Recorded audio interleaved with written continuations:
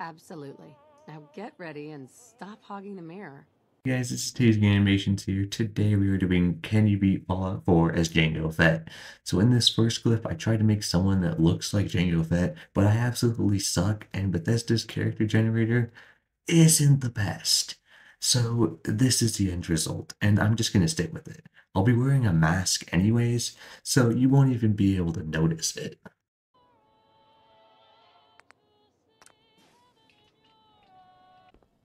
Good morning, sir. Your coffee.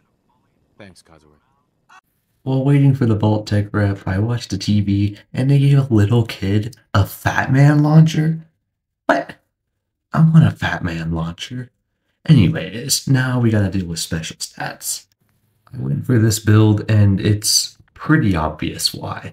The one luck. We all know why Jango Fett only has one luck.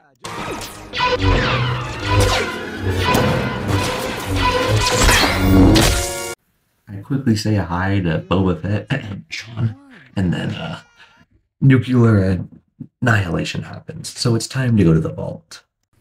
I get locked inside a Bacta tank, and little Boba gets taken by the Kaminoans. Interesting. I quickly make my way out of Vault 111. I don't want to be here anymore. I see sunlight, which no League of Legends player has ever seen before. And then I go find Codsworth, and he tells me to go to Concord. But first, there's something else I need to attend to. Safety's off. For honor and glory. We're not even 2 minutes into the video, and Jango Fett has already died twice. Anyways, I now have the armor I'm going to be using for the rest of the run. So yeah, that's cool. I've been using the 10mm only like temporarily, but now we get our first true weapon. And I'm mainly gonna be using a laser for the rest of this run because plasma is trash, laser is good. And literally in that same clip of Jango Fett dying, he's using a laser weapon. So yeah, laser it is. The raiders are easy. I have a really good weapon for like level 2, and Deathclaw, no chance. Gravy literally got super lucky with me being this stacked this early in the run. Because I'm so stacked, I was so confident I was able to clear Corvega assembly plant. I already had over 1,000 shots going into Corvega, and I have so much more ammo. I am never gonna run out. I'm gonna help Paladin Dance because I want, his unique rifle, but I usually call Paladin Dance the Tin Man, except when I get to Cambridge Police Station, this is the first thing that pops into my head. Sent a child to destroy my station? The Republic must be running out of Jedi. You must be General Grievous. He's just another tinny, boys. Let's scrap him like the rest. I don't scrap Paladin Dance. I actually need him for now. I will be blowing up the Predwin later when, Liberty Prime thinks they're communist, but not right now. We need to pretend like I'm gonna side with the Brotherhood, but I'm not going to. Big guy, let's go. After robbing Paladin Dance, he briefs me on the mission, and we're going to Archa to get a deep-range transmitter. Well, he's getting the transmitter while I get all the ammunition and weapons to sell for a crap ton of caps. Because I'm not siding with the Brotherhood, I decided, I might as well try to cook Paladin Dance alive while I'm here. Of course, it doesn't work because Paladin Dance has plot armor. Cooked by those flames. But thanks to my power armor, I'm still in one piece. Somehow Paladin Dance did survive, but anyways, grabbing the deep range transmitter, we take the elevator, get out, and Paladin Dance hands me Righteous Authority, which I don't think I'm going to use because I have an energy shotgun right now. So Righteous Authority literally sat in my inventory for this entire run because I actually thought I was going to use it. This is why. This right here is Energy Shotgun. It has one of those beam splitters. It sets people on fire and has a scope.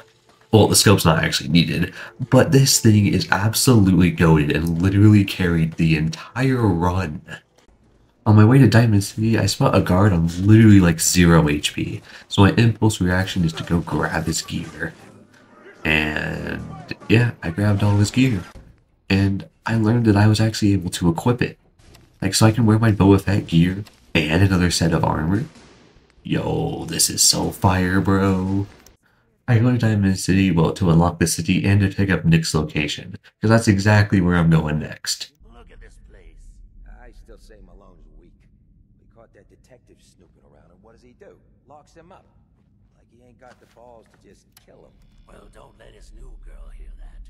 She'll start swinging that bat of hers at your face until there ain't no face left. Who's there? Lights out!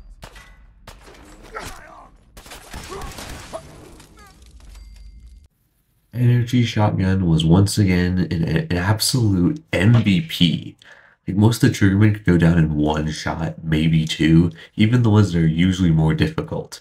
So it wasn't really that difficult. I went to Dino, dealt with him pretty easily, and literally we're gonna meet the best character in Fallout 4.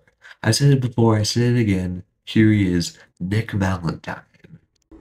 Malone's crew here used to be small time, muscled out of the old neighborhood by bigger players. You come into my house, shoot up my guys? You have any idea how much this is gonna set me back?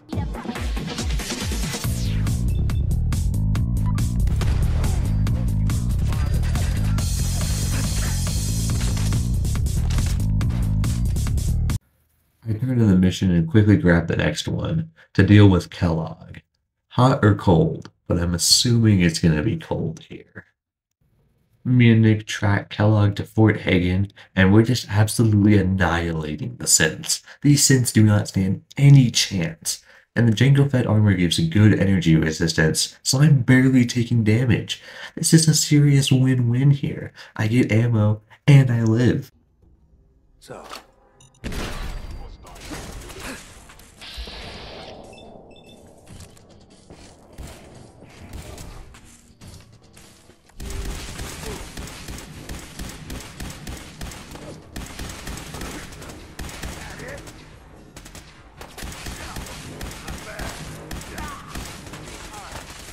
With Kellogg did I search his terminal and instantly gain access to all his internet browsing history.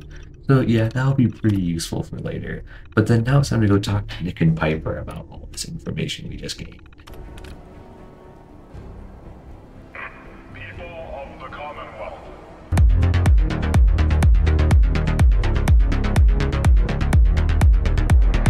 Bumbo jumbo, you are AFK.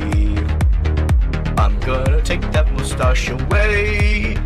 Me, Nick, and Piper then decide we're gonna take Kellogg's brain piece, plug it into a computer, and search his memories. I already have his browsing history. Man, I'm committing a lot of crimes in this run. Yeah, so I go inside Kellogg's head and learned he had a bounty on a man named Brian Virgil. And I also learned that the Institute uses teleportation technology to get in and out, which is why no one's found the entrance.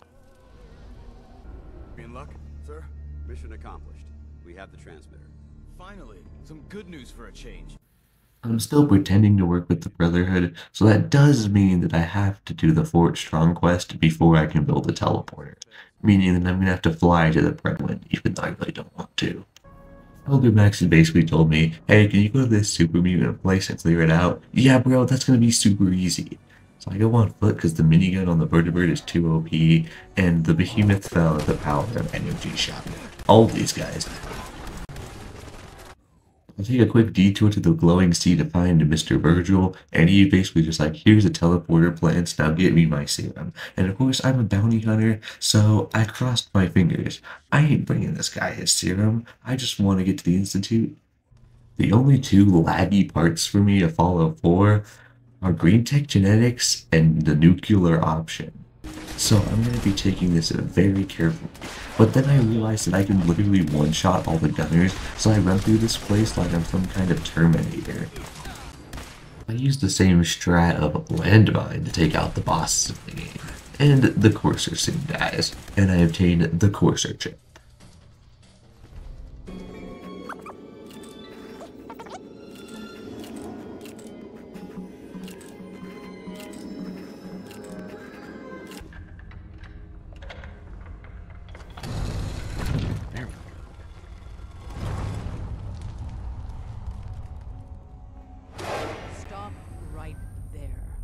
The railroad don't know exactly how to greet people with respect, but anyways, they get the courser chip decoded, and because they didn't greet me with respect, they will soon meet their end. I go back to Virgil and he's like, I got the plans. Here you go, man. I tell Elder Maxim that I have the ability to teleport, and he's like, okay, cool, go and do that. And that's exactly what I'm gonna do. Teleport. I've checked and rechecked everything. I think the signal interceptor's ready to go. Are you? Let's do this. All right. Head up onto the platform. Right. Pull yourself together and get up onto that platform. Let's see. Relays dialed in.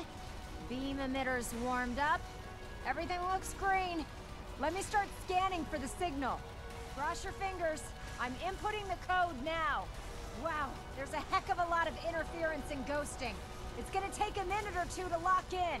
By the way, this little trip you're taking is a heck of an opportunity to find out as much as we can about the Institute and what they're up to. I put a clever little program on this holotape that'll scan their network and download anything it finds. If you place it in any terminal down there, it'll do the rest. Bring it back to me and I'll see if I can make sense of whatever it found. Well, looks like we have a winner. RF wave capture complete. Ramping the emitter. 60%, 80%. Emitter spiking but steady. All that's left is to throw the transmit switch. Transmitting in 3, 2, 1. Stay safe, soldier.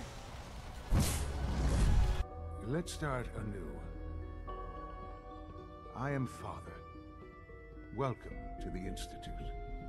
I meet up with this father guy, and he's like, yeah, I'm actually your son. So technically we're both father? I don't really know how this works. But anyways, father's like, hey homie, you want to team up? And I'm like, you know, why not? So we do an epic team up. And then after that, he sends me to explore the divisions before he'll give me my first bounty. I have no idea where that footage went, but so father gives me the bounty to go hunt down the synth named Gabriel at Libertalia, and this guy is to be returned warm. I'm not gonna kill him, but I have access to his recall code, so basically I can put him in like a sleep kind of state, so it's gonna be easier to take him back. Father sent me with backup. I don't really need backup.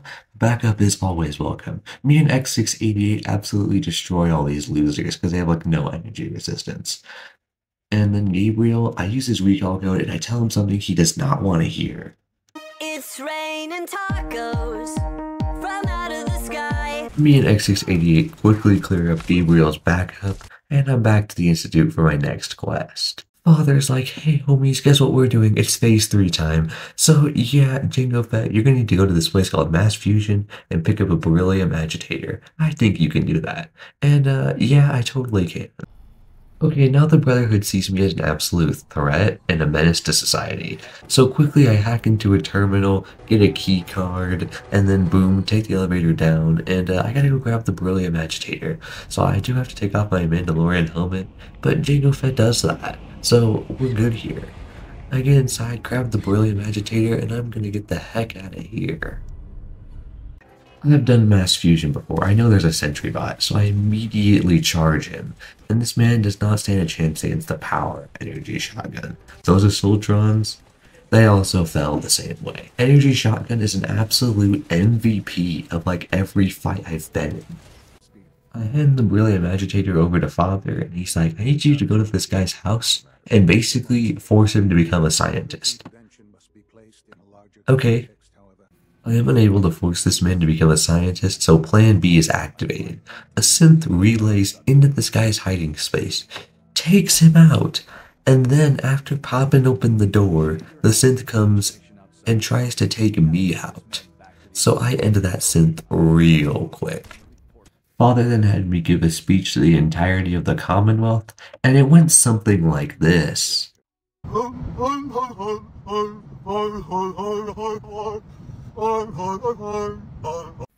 then plugged the beryllium agitator into place, and phase 3 of the Institute's project is complete. That was actually pretty simple. Father gives me the next quest on my list, which is actually a bounty, and it's to take out the railroad and its leaders. And the quest is called End of the Line, and this was literally the first thing I thought of. End of the line. Father congratulates me on destroying the railroad, and now he gives me the quest to destroy the Brotherhood of Steel. And I've been waiting for this mission all game. Out of all the footage to lose in a run, I lose this. So I actually have to go back in, load back a save, and re-record the entire airship down mission. So here's that new recording. Like literally all stealth missions in video games, I absolutely ignore being stealthy and run right inside the Brotherhood camp. Now, I've decided with the Brotherhood before, I know this place pretty well. So once I saw that opening in the wall, I immediately ran in, went up the stairs, and took out those generators real quick. I made a big brain play during the Fort Strong mission. I dropped off my power armor at the airport. So when I noticed that I start not doing too well against these Brotherhood members, I just hop inside the power armor, and I'm good. Past me can be super big brain sometimes. When I got to the top of the Liberty Prime construction scaffold, I saw Proctor Ingram, and I had an immediate flashback to the beginning of the run. He's just another tinny, boys. Let's scrap him like the rest. I take down so many Brotherhood Knights in power armor just to defend this little synth boy. But then the little synth boy completes his mission, and I book it out of there. I don't want to be here anymore, but I definitely want to see what happens.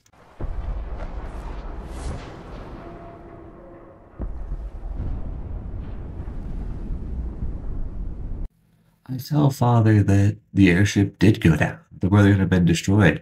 My father is very proud of me. But unfortunately, he's kind of dead right now, or he's about to die. So yes, I have proven that you can beat Fallout 4 as Jango Fett. This has been Tangy Animations. If you want to see more Fallout content, hit that subscribe button, and make sure to like the video for more content coming soon.